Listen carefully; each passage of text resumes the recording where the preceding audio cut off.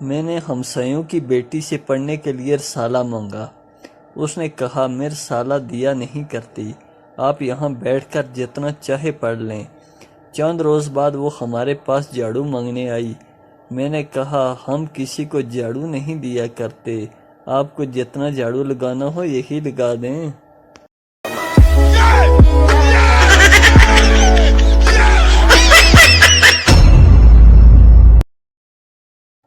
تیسری کلاس کا بچہ: میڈم آپ کو کیسا لگتا ہوں؟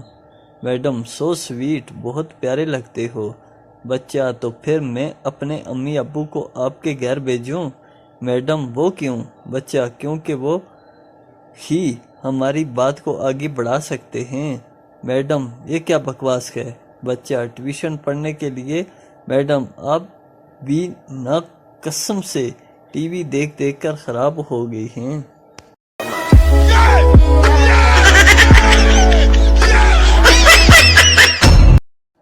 شیدا اور نگینہ فلم دیکھنے کے لیے جب سنیما ہال میں داخل ہوئے تو سیٹ پر بیٹھنے سے پہلے شیدے نے پان کی پڑیا نکال کر نگینہ کے ہاتھ میں دیتے ہوئے کہا، اسپیشل ڈبل پان ہے، منہ میں رکھ لو۔ نگینہ: لیکن یہ تو ایک ہی پان ہے، آپ اپنے لیے نہیں لائے؟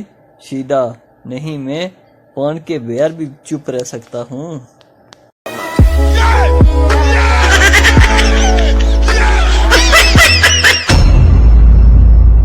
بھکاری: اللہ کے نام پر کچھ دے دو بابا۔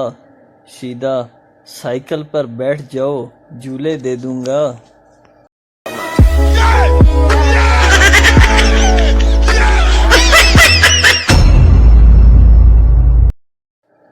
ایک دفعہ ایک بڑے میاں بندوق تھامے اپنے خربوزوں کے کھیت پر پہرا دے رہے تھے۔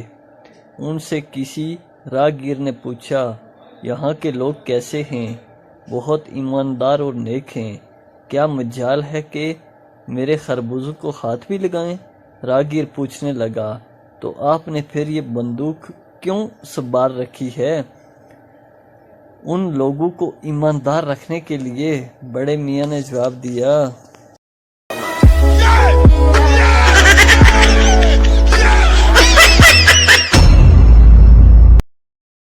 سردار جی نے اپنی گرل فرینڈ سے کہا، میں تم سے شادی نہیں کر سکتا، گھر والے منع کر رہے ہیں۔ تمہارے گھر میں کون کون ہے؟ ایک بیوی اور 3 بچے۔ سردار بولا،